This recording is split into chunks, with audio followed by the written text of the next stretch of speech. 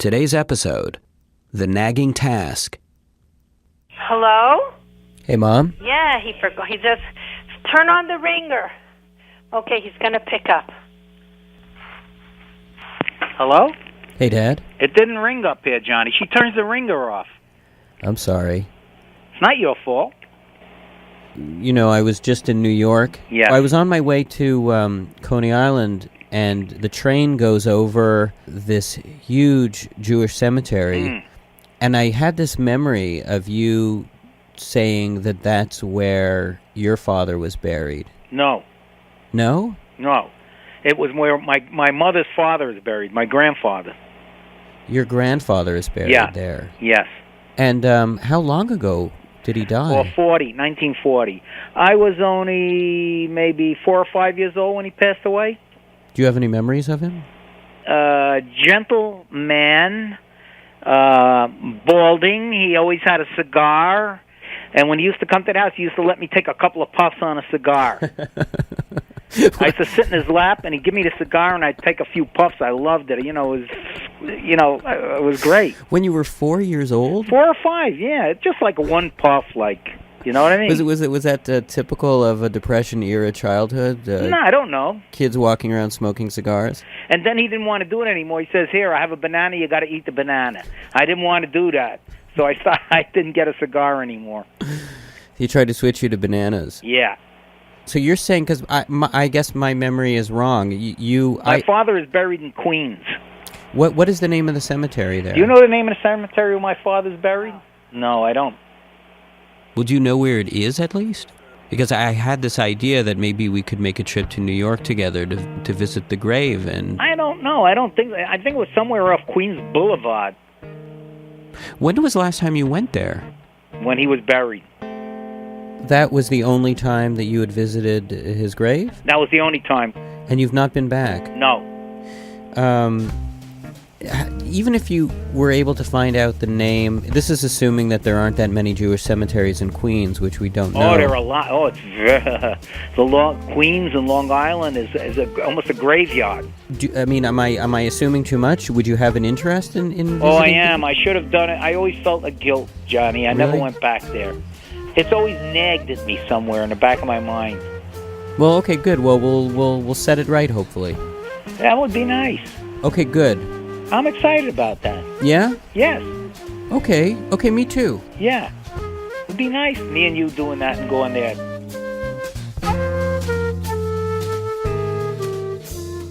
After getting off the phone and turning to the internet, I quickly discover that there are many Samuel Goldsteins buried in Queens. Dozens, in fact.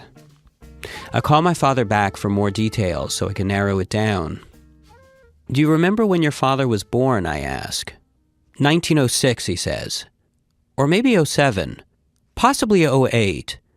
But I definitely remember he was a Scorpio. And do you remember what year your father passed away, I ask. It was the year Elvis died, he says. That I know. We sign off, and I call every Jewish cemetery in Queens. And after an hour, I find my grandfather in the Mount Hebron Cemetery in Flushing, Queens. Now, the plan is to drive down to New York with my father so he can say Kaddish, the prayer for the dead, over his father's grave. There's also a tradition where you make your presence known at the gravesite by leaving a small rock on the tombstone. That's something my father also wants to do. So we pack up the car and make the drive for Montreal. Oh, wait, no, you're not. Here. Oh, you can go... No, Here, through there. Look, 494. That's west, west. East. You gotta go there. Okay, got it. Here we When go. we aren't arguing over directions, we talk. Keep a sharp eye. Because we lived in different countries and I was pretty young when he died, I never got to know my grandfather. So I asked my father about him. I loved my father. He had his childish side. Maybe that's what I liked about him, the child in him. You know, he'd get excited about it. Loved pets, loved dogs, all kinds of animals. You told me that one day he brought home a monkey. Brought home a monkey, a rhesus monkey, and he built a wooden cage for it, and it was wonderful. It was a wonderful period, but except that the monkey went wild when we let the monkey out of the cage. He started eating all our food and whatnot. You know, finally my father had to give it away. And we also had a large snapping turtle, which almost took my finger off. We kept it in the bathtub. And this was all in like a relatively small apartment in Brooklyn? We were living in a walk-in in the Bronx. Yeah. He'd spank us a lot. You know, we'd get our lumps. He had a very violent temper. That was the bad side. But all in all, I did love him. I think he was very caring of me and worried about me a lot, you know, even when I was older. Because how do I remember? I went away to the National Guards. I told you that story, Johnny. I was on summer encampment, and I was taking a shower, and I get a notice that I got a phone call. So here I am, I'm with a towel wrapped around me and my sandals, and I rush over in the mud. I pick up the phone. Who is it? My father. He was worried about me. He was worried about nobody else. So, you know, I felt he cared. He cared. He always did. So, you know, I'm glad I'm able to make this maybe, you know, last time I'll be able to go. Last opportunity I'll ever have. And, you know, I'm happy to be taking it. It's great. I feel good about it. I'm glad, Dad. Oh, there's the Van Wyck Expressway. 1.5 miles. To my right. Get over to my right. I believe so, yeah.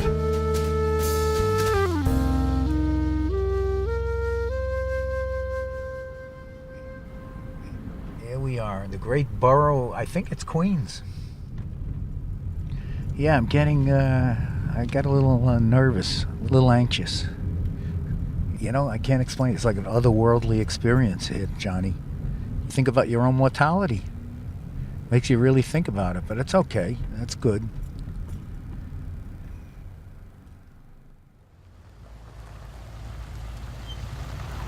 Oh, here's a cemetery. So let's just stop here. Just stop here. There's no other cars, so I guess you could just stop. We'll stop here. And we'll get out and go over there and look. Okay. Yeah.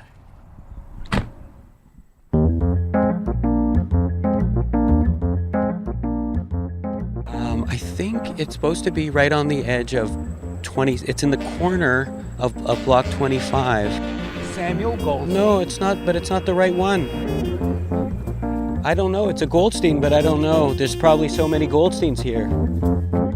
Look, there's another Goldstein right there. A Goldie.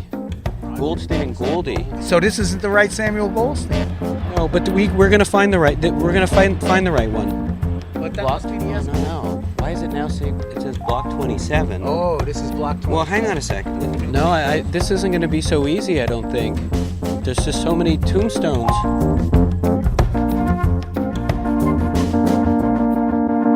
Dad, I found it.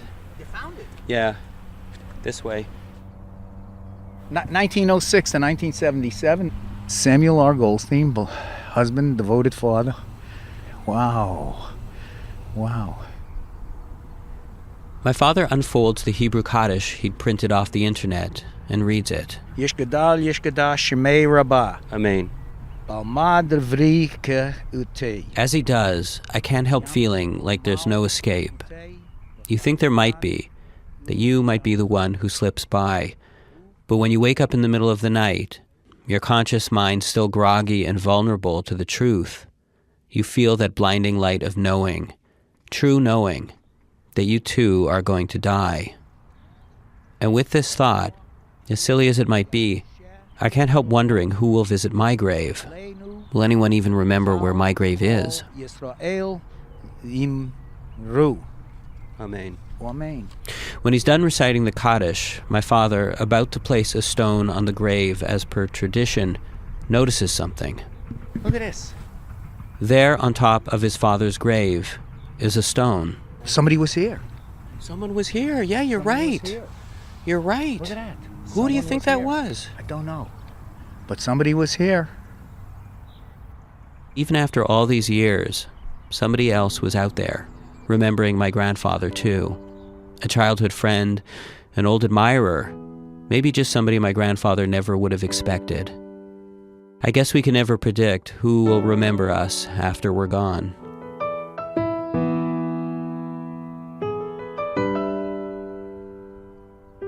Before we leave, my father says a few last words. May you rest in peace, Dad. I loved you. And I'm glad I was able to make this pilgrimage with my son. It was wonderful because he motivated me to come here. Otherwise, to be quite honest with you, I've got to be above board. I probably wouldn't have come if he didn't put a fire under me and make me come, and now I'm so happy I'm here. We're here for just a tiny moment, and on opposite ends of this moment is a vast black ocean of mystery. But for now, even surrounded by thousands of graves, there's a life force you can feel.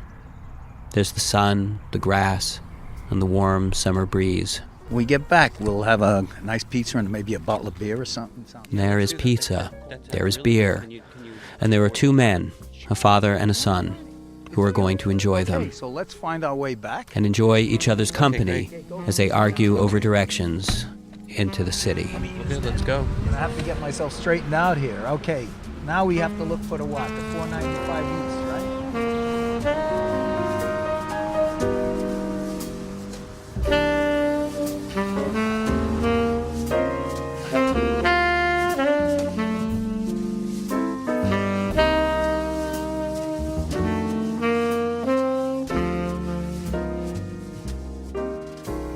Sometimes helping someone tackle a task that's been weighing on them for years can be hard work, requiring research and travel and a lot of legwork.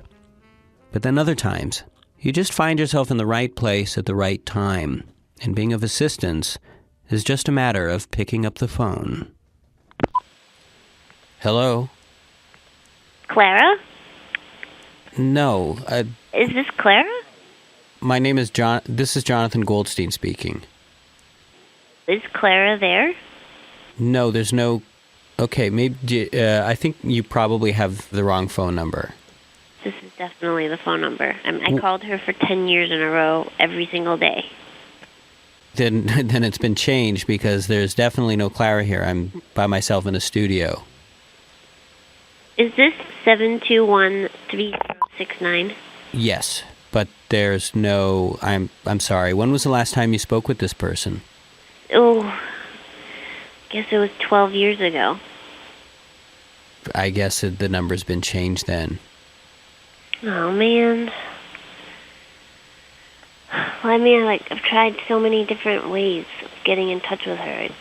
She's not on Facebook. I don't have an email for her. I'm sorry I can't help you. I'm sort of desperate to talk to her.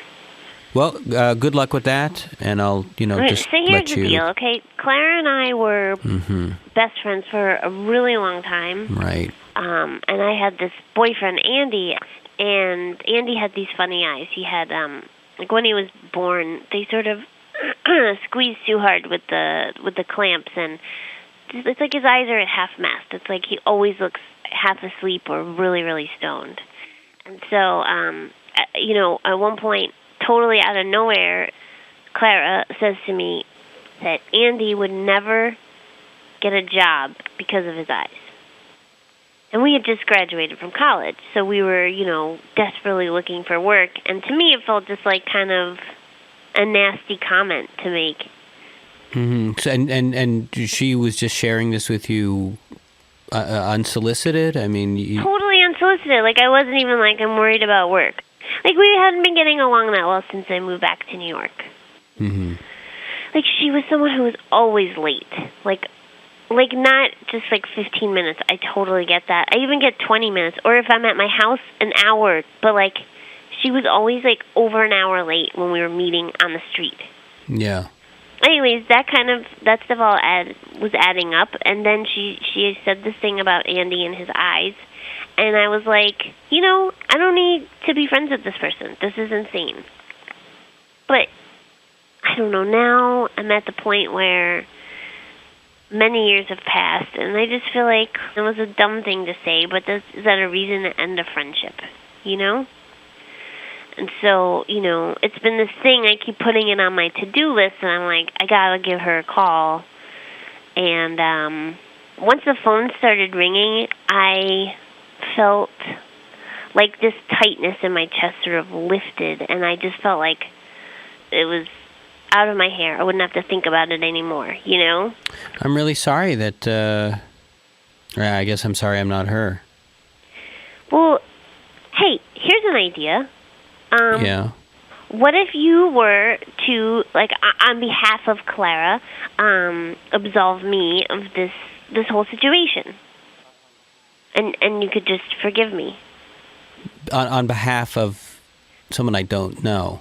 Right, you have the same phone number. That doesn't make any.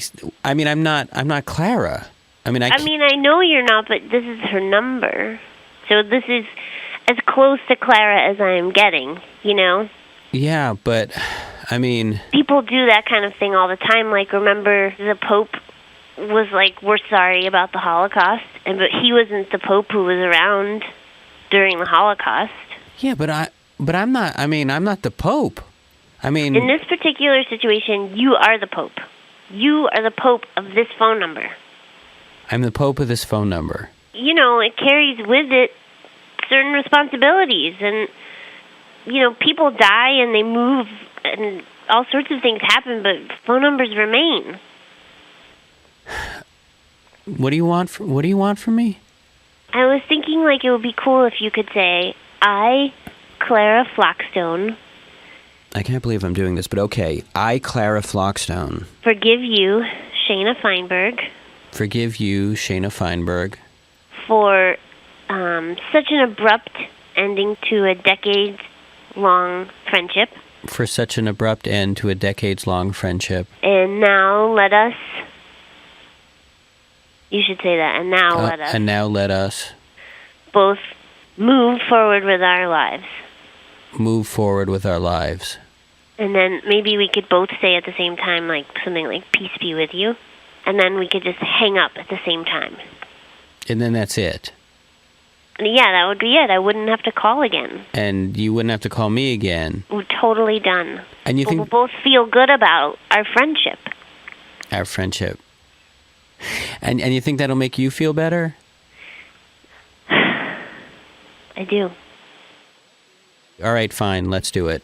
Okay, you ready? Mm-hmm. Okay. 3, 2, 1.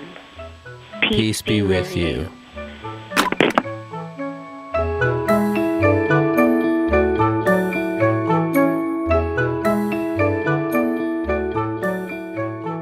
Tackling a nagging task on your to-do list can bring you great peace of mind.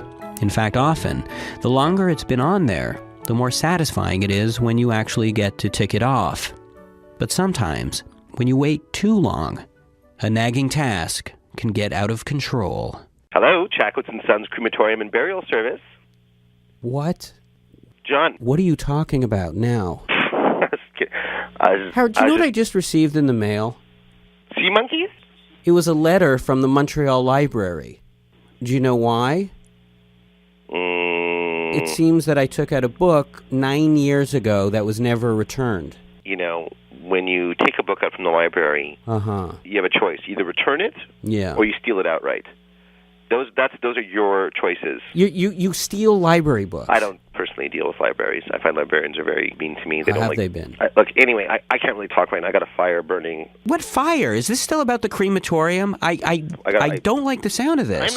Look, this is my house. Okay, that makes it my fire. This is in the Second Amendment. You have a right to burn a fire in your house. Yes, the right to bear fire. I'll be brief. I have a letter here telling me that I owe the city of Montreal $714. For a library book. That's bad times for you. Or a prison term. If I were you, I'd go for the prison term. Oh, would you? Yeah.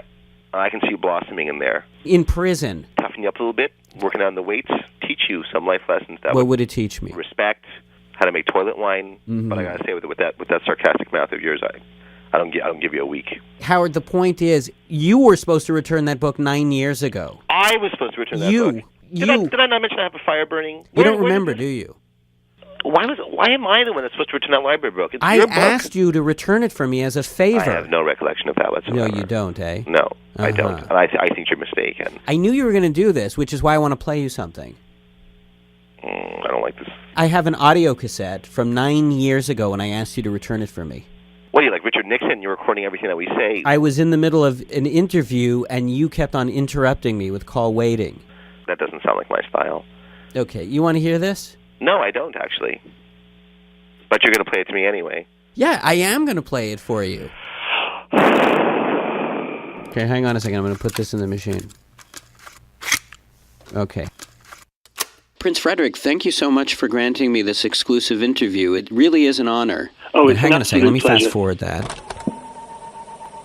So the Queen invites me into her official chambers, sits me down, and this is the thing that nobody knows about the Queen. And I haven't told anyone this in my life. Mm-hmm. But it's one of the most profoundly emotional moments of my life. Mm-hmm. Because it was at that exact moment that she reveals to me. Prince Frederick, I'm so sorry. I can't imagine who might be calling me in the studio right now. Again? If you could just hold the line a moment, I'll get rid of them. How many calls are you going to receive? How many times are you going to be interrupted? Hello? John, can you hear me? Yes, Howard, what do you want? Hello? Hello, John, it's Howard. Yes, Howard, what is it? Can you hear me? Howard, please, I'm in the middle of an interview. What? What do you want? Hang on. I'm going to play music. John? What? Where do you keep your toilet plunger? Oh, it's Howard, by the way. I'm in your apartment right now. Where do you think it is, Howard? It's beside the toilet. Why do you need my toilet plunger? I don't need a toilet plunger. Desmond needs a toilet plunger. Why does your dog need my toilet plunger right now? What are you doing in my house? Where do you keep the spare toilet plunger? I don't have Who keeps a spare toilet plunger? Most houses have a redundant toilet plunger, or 3 or 4 even. In my house, when I grew up, everybody had their own toilet plunger. God forbid I use my father's toilet Howard, plunger. listen to me. Get out of my house. You told me to come here. I told you to go there, Howard, just to get that library book I asked you to return. I got the book. All right, so get out, please. Man, I'm always cleaning up after you. You got a book? Who's got to return it? Howard Chakotay has to return your book. Always on my shoulders. Okay, all right. What is this book Thank here, anyway? you. Yes, it doesn't make a difference. Just leave it in the bag. When too much is never enough. Creating healthy boundaries within unhealthy friendships. Hey, John. When are you going to learn you can't solve all your problems with book learning? Uh-huh. You're not going to learn from a book how to be a man. Could you just return the book, please? I really have to go. I'm on it. I'm on it. That's how you were on it? Is that me? Who do you think it was? That really didn't sound like me. It's so strange when you hear your own voice recorded. Okay, Howard. 1 second. Yes. So you remember? Yes, because I remember that I started to thumb through it, and I actually found it quite interesting. Uh-huh. Because I also had, at the time, a needy friend. Oh, did you? Who was constantly asking me to do favors and to return things and to watch things. And I see. I put a Post-it note on the cover of the book saying, please hold on to this. I want to read it. Hang on. Here, I'm in your place right now. Hang on. What are you doing in my place? I remember exactly you just said you were making a fire in your place. There it is, 9 years later. Where is it? Right where I left it. Where did you leave it? It's under your toilet plunger, right there behind your toilet in your bathroom. Why would you leave it behind my toilet? I wanted you to see it. How would I find it there, Howard? Because don't you clean your bathroom? You should go to jail for a lack of hygiene. Who leaves a book behind a toilet? Well, I left the book there behind. Just don't touch it. Don't touch like anything. Your tone, mister. What do you mean you don't like my... I don't like this tone you're taking. You're at fault here, and you're blaming me. How am I at fault? You know what I'm doing right now? I'm dangling that book right over this toilet. Don't you... One of the best things I can possibly do for you is to flush this book down Howard, the toilet don't and you send you dare. right to the slammer. Howard. Whoa, they're going to love you there, huh? Howard. Broken glasses with scotch tape all around and pushing that little book cart Howard, down. don't touch that Maybe book. want to play banjo. Leave that alone. That's alone. going to be the best thing that ever happened to you, mister. There's a favor I can do. Howard, get out of my house.